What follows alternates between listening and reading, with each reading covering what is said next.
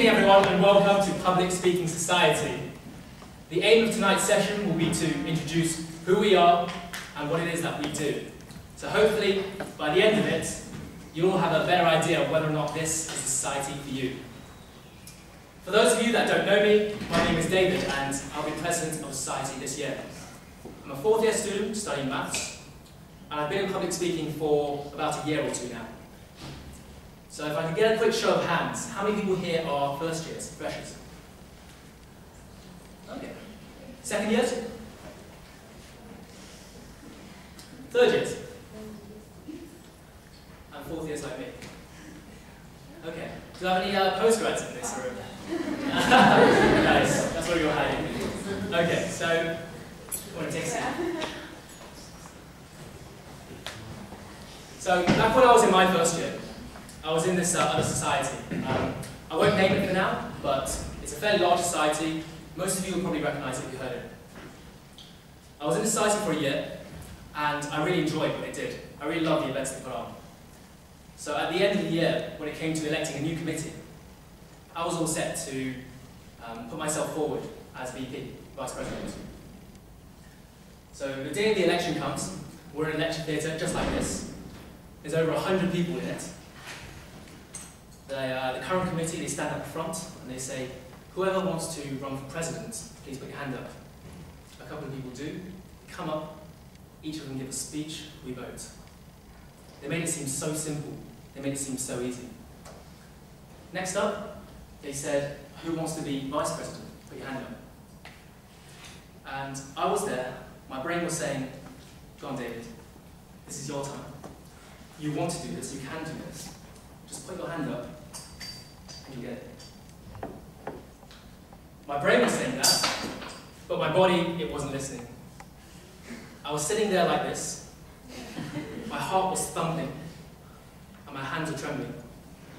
All I wanted to do was to move my hand from here to here, but I just couldn't.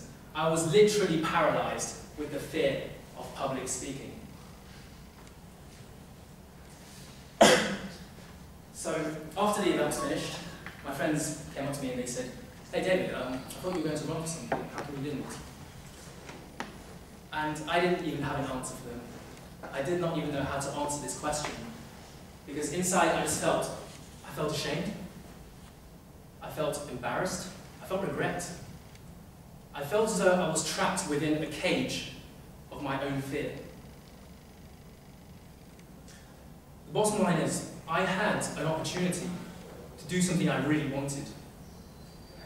I had this opportunity, I had it here in my hands, and I threw it away. I threw it away because I was too scared to just go up and speak in front of an audience. It doesn't finish there. A couple of weeks later, I found myself in a group interview for a company. There were about 4 to 5 of us students, we were all suited up. We were in London, and we had to write a presentation, then select somebody to go and give it. So most of us were really scared, we didn't want to mess it up.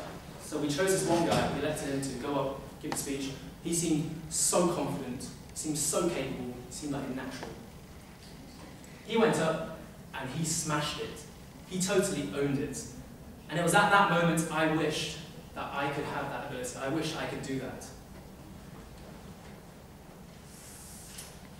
And guess what? He got the job. The rest of us didn't. It was around about then that I realized that while I could spend the rest of my life evading the prospect of public speaking, I could dodge it at every corner. But it would only lead to one thing. It would lead to missed opportunities. It would lead to myself being within this web of my own excuses. And maybe somewhere down the line, it would have meant I was living a life that I didn't want to. So that's why I joined the society. And I think it really says something. The fact that I'm here today, this evening, speaking to you all. I think that's a real testament to what public speaking has done for me. And I guess once you've been here so many times, once you come to speak week on week, these student elections and these interviews and presentations, they don't seem so scary anymore. Okay, so that's all I have to say. Now let's introduce the rest of the committee. I'll ask each of them to come up, say something about themselves, and we'll ask them each a question.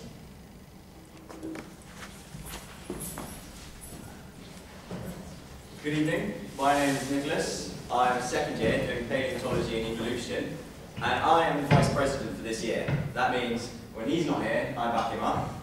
And I'm also responsible for the training speeches that I'll be giving over the next couple of weeks, and indeed running the games that we play throughout the year at our usual sessions. Thank you, Nick. If I could ask a question, what is the thing that annoys you the most? I think I have to say ignorance, because I quite like to engage with ideas, principles, and points of view. But it's really hard to engage with an ignorant point of view. You know, life is a process. We are constantly learning and growing, and ignorance is a barrier to this. If you truly believe the courage of your convictions, you will know the other side. You will know how to stand your ground, to counter it, maybe even learn from it. Ignorance stops us learning, it stops us growing, it stops us being the best people we can be. So I'm so impressed to see so many people here. At Freshers' Fair, a lot of people I spoke to were hugely reluctant, and you guys are willing to try. I know public speaking can be a daunting experience, and you guys are willing to challenge your fear, to not live in ignorance. That shows you're here because you want to learn. You're here because you want to grow, and it's a society, so you're here to have a bit of a laugh as well. And that's incredible. So I say this from the bottom of my heart. Well done.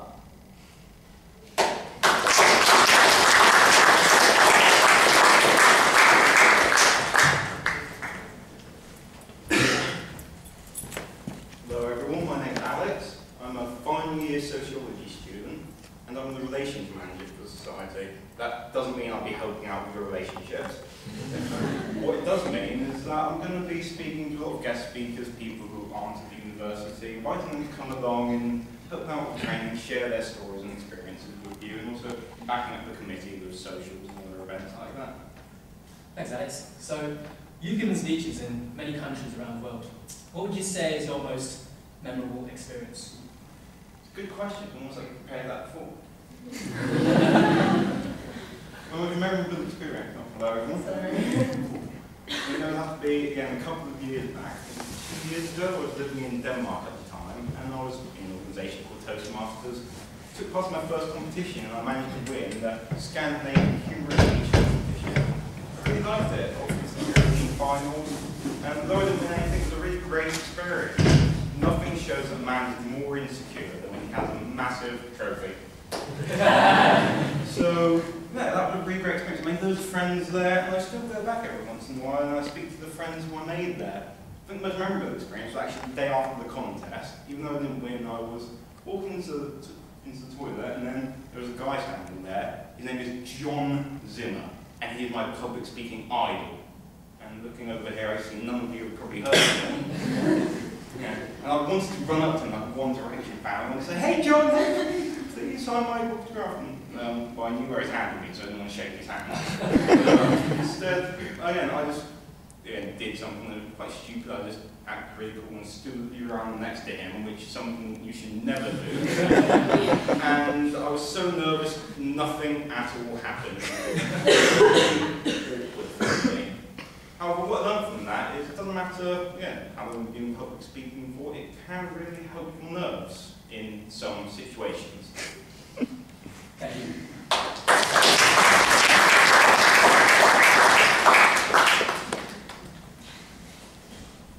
Okay. Hi, I'm Catherine. So a lot of you have probably seen me in Freshers' Fair wearing that ridiculous, I think it was beautiful because I made it, ridiculous sandwich board.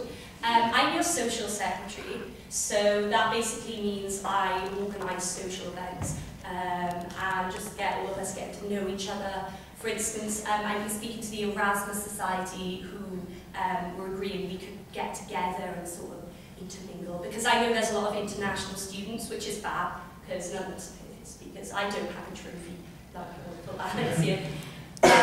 yeah, I'm a fourth-year French student, and that's why I'm in the society, to help improve my French speaking. Well, English speaking. I won't speak to you French. Yeah. Seems like you might have already answered my question, but I was going to ask, what made you join Public Speaking Society? Because that's an interesting story. Oh. No, I followed my good friend Alex to a session because I had nothing better to do. But the question is, why did I stay on? I stayed on because A, there were people who were willing to listen to my ridiculous speeches about cats and French, and occasionally talking about foods I like. But I really enjoyed the mix of people here. I enjoyed socialising with new people, I enjoyed just talking with new people, and I need to learn to publicly speak better and listen better. I'm not perfect, unlike Mr. Trophy. Oh, we love you, Alex. But yeah, so I hope if any of you are nervous speakers, which I'm sure plenty of you are, you learn to embrace public speaking and just have a good time, you know, just have fun. Thank you.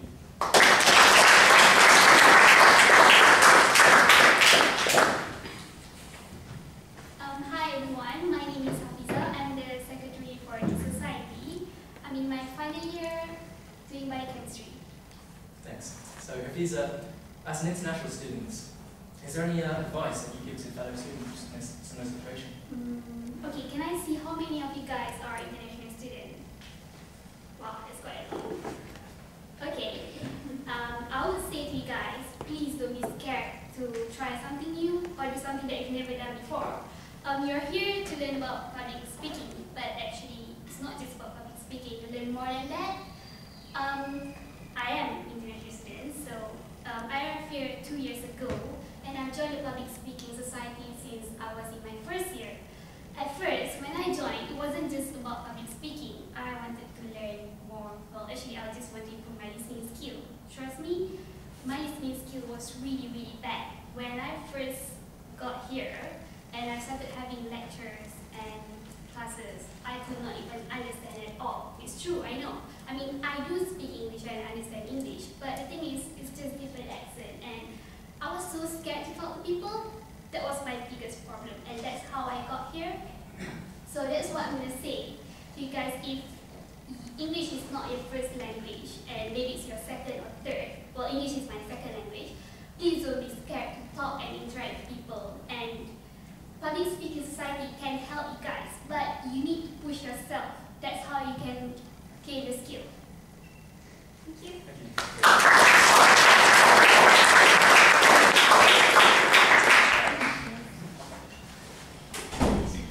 Hi, good evening everybody. I'm Samuel and I'm a second year student doing law at the University of Bristol. I am the treasurer, and that means I manage the finances of the society. So if any of my committee members needs money for chocolates or socials, they have to get past me first.